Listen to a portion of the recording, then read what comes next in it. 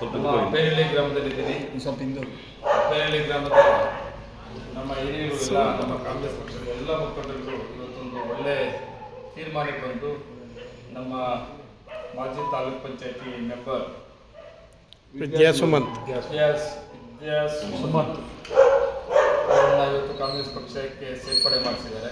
ಮೊಟ್ಟ ಮೊದಲಿಗೆ ನಾನು ನಮ್ಮ ಪಕ್ಷದ ಮುಖಂಡರು ಈ ಊರಲ್ಲಿ ಇದ್ದರು, ಈ ಪಂಚಾಯತಿ ಮುಖಂಡರಿಗೆ ನಾನು ಅವರಿಗೆ ಧನ್ಯವಾದ ಕೂಡ ಇರಬೇಕಾಗುತ್ತದೆ.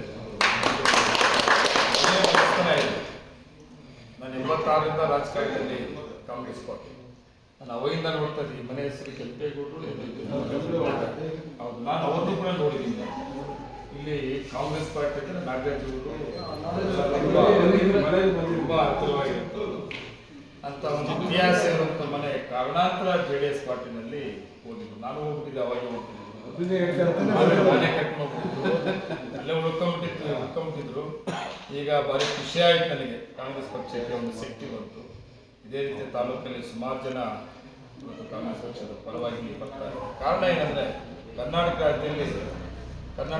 ರಾಜ್ಯದಲ್ಲಿ ಕಾಂಗ್ರೆಸ್ ಸರ್ಕಾರದಲ್ಲಿ ವಿಶೇಷವಾಗಿ ಸಿದ್ದರಾಮಯ್ಯ ಮುಖ್ಯಮಂತ್ರಿ ಆಡಳಿತವನ್ನು ಮೆಚ್ಚಿ ಇವತ್ತು ಸುಮಾರು ಜನ ಈ ಕರ್ನಾಟಕ ರಾಜ್ಯದ ಸರ್ಕಾರ ಇವತ್ತು ಒಳ್ಳೆ ಕಾರ್ಯಕ್ರಮ ಕೊಡ್ತಾ ಇರೋದ್ರಿಂದ ನಾವೆಲ್ಲರೂ ಕೂಡ ಈ ಪಾರ್ಲಿಮೆಂಟರಿ ಎಲೆಕ್ಷನಲ್ಲಿ ಮುಖ್ಯಮಂತ್ರಿಗೆ ಶಕ್ತಿ ಕೊಡಬೇಕು ಅನ್ನೋ ಉದ್ದೇಶದಿಂದ, ಆ ಜೊತೆಗೆ ಮಾಲೂರು ತಾಲೂಕಲ್ಲೂ ಕೂಡ ತುಂಬ ಕಡಿಮೆ ಓಟಲ್ಲಿ ನಾನು ಕಾಂಗ್ರೆಸ್ MLA ಆಗಿದ್ರು ಕೂಡ ಮಾಲೂರು ತಾಲೂಕು ಡೆವಲಪ್ಮೆಂಟ್ಸ್ಗೆ ಮುಖ್ಯಮಂತ್ರಿ ಹತ್ರ ಹೋಗೋದಕ್ಕೆ ಒಳ್ಳೆ ಅವಕಾಶ ತಗೊಳೋದಕ್ಕೆ ನಂಜೇಗೌಡರು ಕೂಡ ಸಹಕಾರ ಆಗ್ತದೆ ಅನ್ನೋ ಉದ್ದೇಶದಿಂದ ಇವತ್ತು ತಾಲೂಕಲ್ಲಿ ಸುಮಾರು ಜನ ಸೇರ್ಪಡೆಗಳಾಗಿದ್ದಾರೆ.